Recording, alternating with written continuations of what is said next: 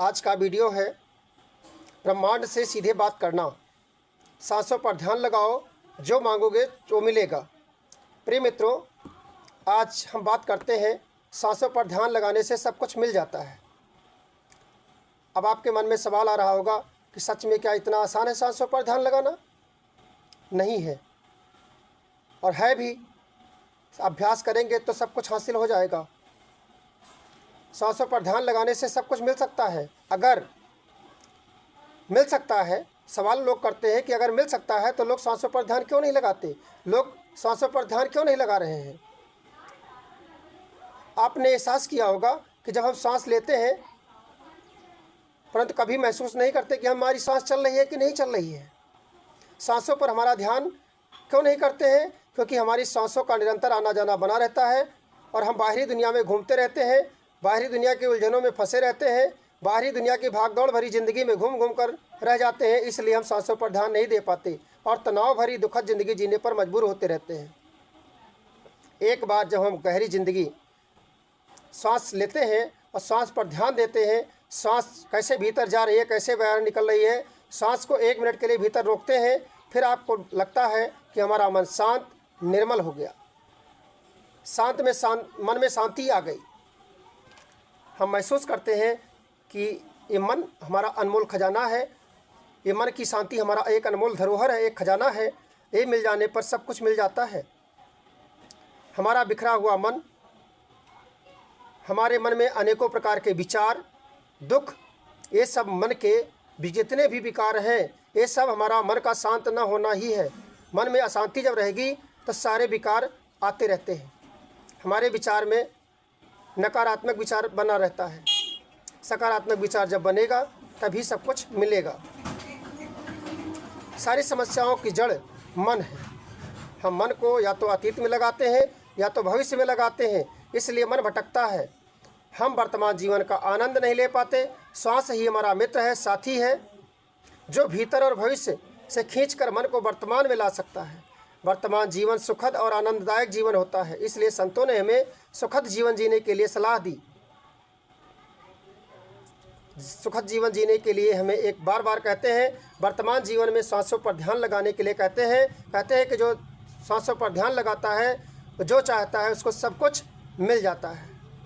एक बार एक शिष्य अपने गुरुजी के पास आया, बोला, गुरुजी हमारे जीवन में अंधकार सा हो गया है, परिवार में झगड़े होते हैं, रिश्तेदार मुंह फेर लिए हैं, कमाई नहीं हो रही है, रिश्तेदार मुंह फेर लिए, कमाई नहीं हो रही है, परिवार में बीमारी बढ़ रही है। मुझे लगता है कि भगवान ने मेरा साथ छोड़ दिया है।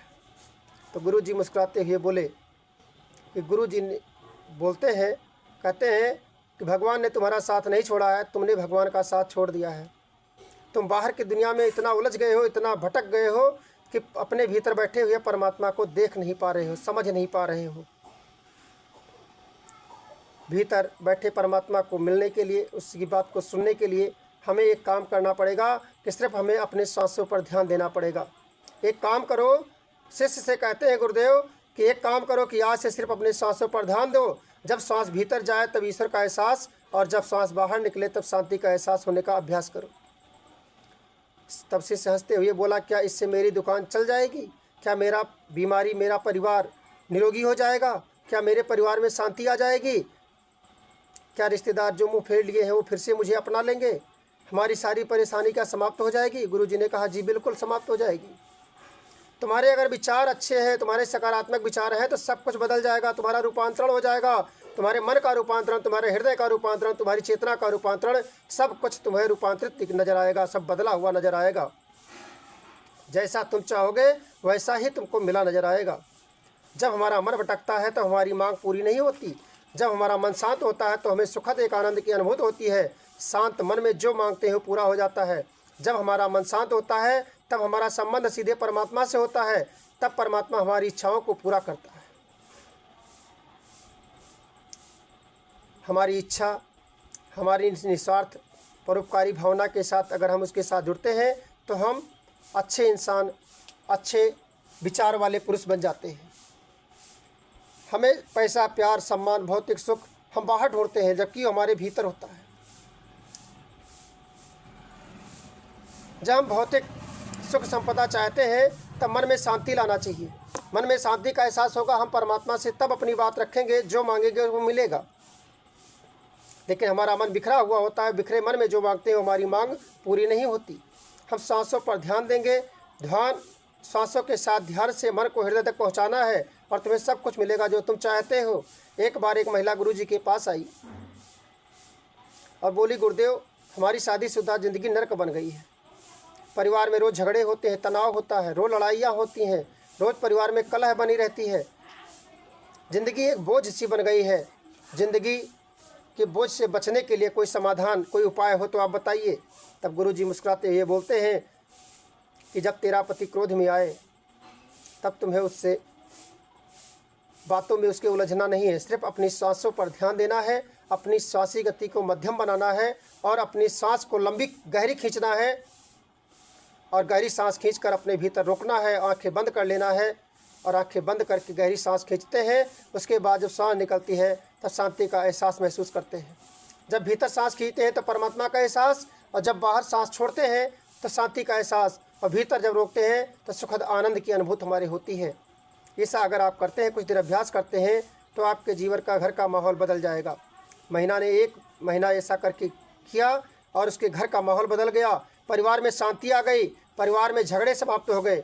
महिला ने ध्यान पर सांस लगाना शुरू किया और अभ्यास किया और एक दिन देखा कि उसका मन काबू में आ गया। मन में क्रोध आना बंद हो गया, मन के सकारात्मक विचार आने लगे, मन में नकारात्मक विचार खत्म हो गए। मन की हालत बाहर से भीतर सुधरने लगी और भीतर की हालत सुधरी तो बाहर की हालत अपने आप सुधर गए। ये सांस कोई मामूली सांस नहीं है, सिर्फ हवा का आना जाना नहीं है, ये जीवन का, प्राण का आधार है। ये जीवन प्राण का आधार सांस हमारी होती है।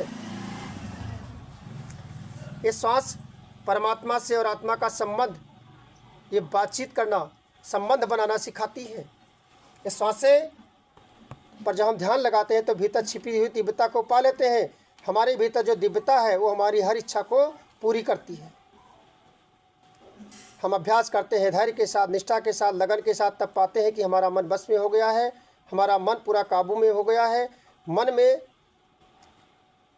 जब मन काबू में हो जाता है, हमारा ध्यान के माध्यम से जो हम सांसों पर ध्यान देते हैं, सांसों के सहारे हम मन को काबू में करते हैं तो पूरी दुनिया मेरे कदमों में होती है। तब हमारा मन सांसों के सहारे सुस्त पड़ जाता है। जब हम झगड़ा करते हैं, क्रोध करते हैं तो सांसों की गति बढ़ जाती है, और जब उदासीन होते हैं तो मन सुस्त पड़ जाता है। क्रोध में शरीर, चेहरा लाल हो जाता है, और जब उदासीन होते हैं तो शरीर कमजोरी महसूस करता है, जोड़ों में दर्द महसूस करता है, चेहरे पर पीलापन रहता है, सांस भारी हो जाती है। परंतु जब हम आनंद में होते हैं, खुशहाल होते हैं तो सांसें हमारी सरल और मध्यम हो जाती है। इसका मतलब ये हुआ कि हमारी सांसों का हमारी भावनाओं से सीधा संबंध है। अगर हम सांसों पर काबू पा लेंगे तो हमारी भावनाएं, इच्छाएं भी काबू में आ सकेंगी। इसलिए गुरु जी कहते थे, सांसों पर ध्यान दो, सब कुछ मिलेगा जो तुम चाहते हो। जब हम सांसों पर ध्यान देते हैं तब हमारा मन स्थिर होता है। जब हमारा मन स्थिर होता है तब इच्छाएं शांत हो जाती हैं। लोग समझते हैं कि सांसों को हमारी इच्छाओं से क्या संबंध है, सांस तो सिर्फ हवा का आना जाना है। तथा जो लोग साधना करते हैं उनको पता होता है कि सांस सिर्फ हवा नहीं, सांस हमारा जीवन ऊर्जा है, सांस हमारी शरीर और आत्मा के बीच का पुल है। जब पुल जुड़ जाता है तब इंसान सीधे परमात्मा से बात करता रहता है। आपने छोटे बच्चों को देखा होगा कि छोटा बच्चा जन्म लेते ही सबसे पहले रोता है। क्यों रोता है? क्योंकि उसका फेफड़ा पहली बार सांस लेता है। सांस फेफड़े में जब तक जीवन रहेगा तब तक आता जाता रहेगा। जब इंसान मरता है तब फेफड़े से सांस का आना जाना बंद हो जाता है, जिसको मृत्यु कहते हैं। इसका मतलब हुआ कि सांस की शुरुआत जीवन है और सांस की अंतिम मृत्यु है। सांस ही जीवन की असली डोर है।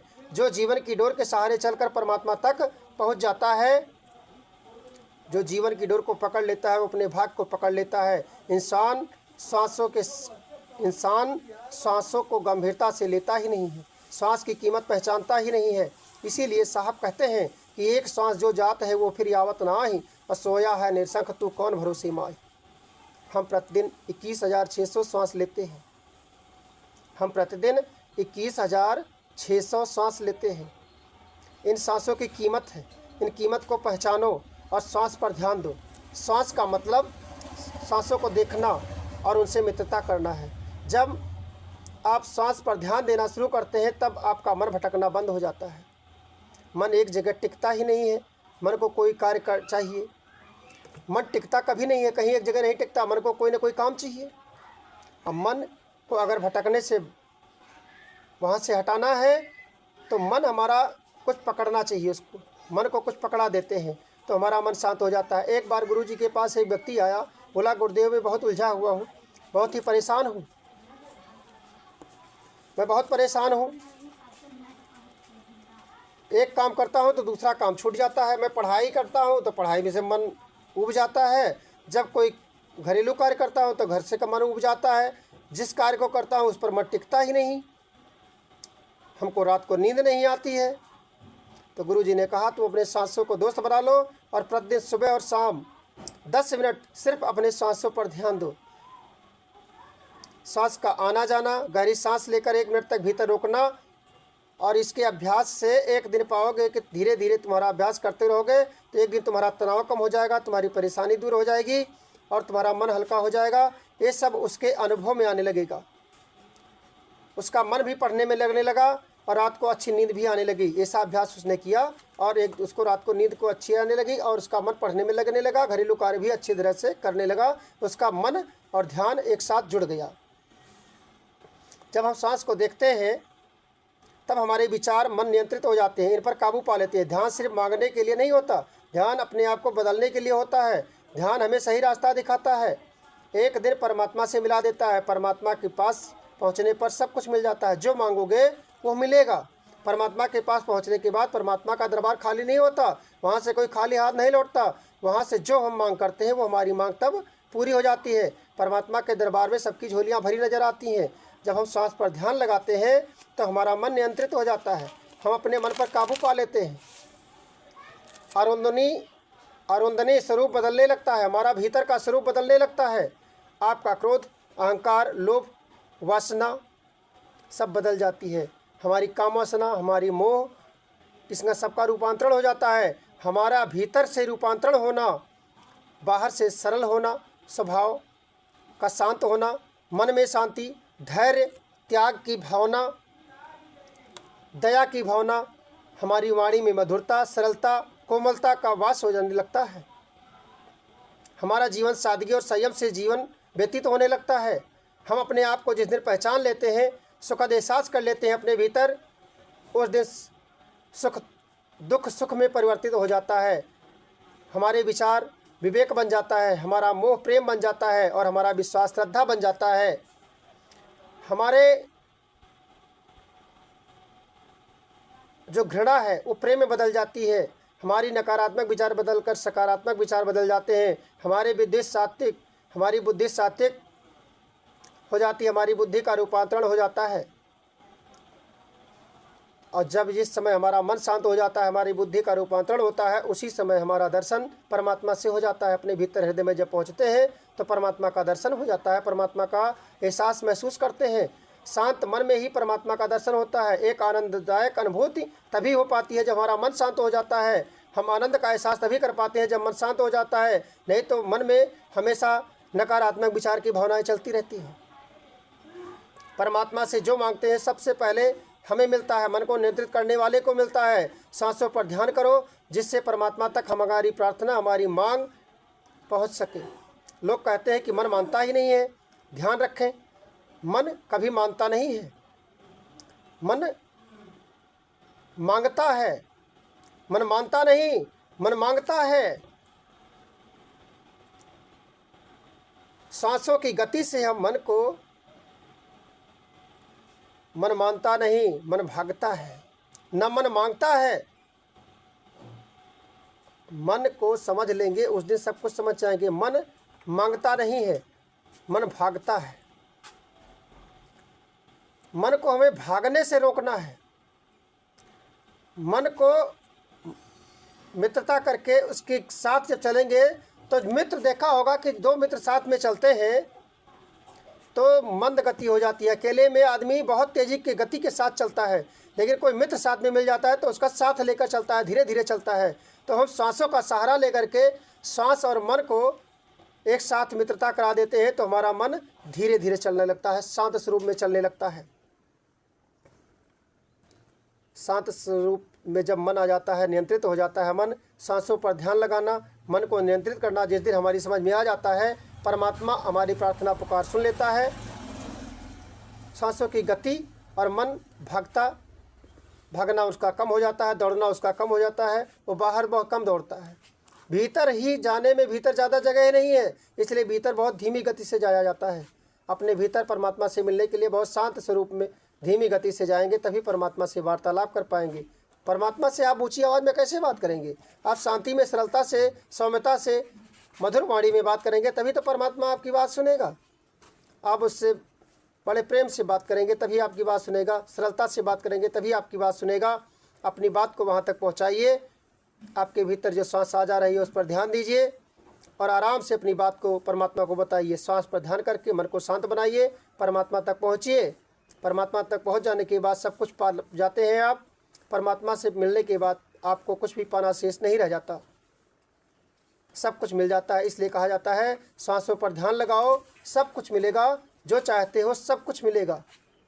सांसों पर ध्यान लगाओ, जो मांगोगे वो सारी मांग तुम्हारी पूरी होगी। सत्यनाम गुरु महाराज की जय। आज का विषय इतना ही।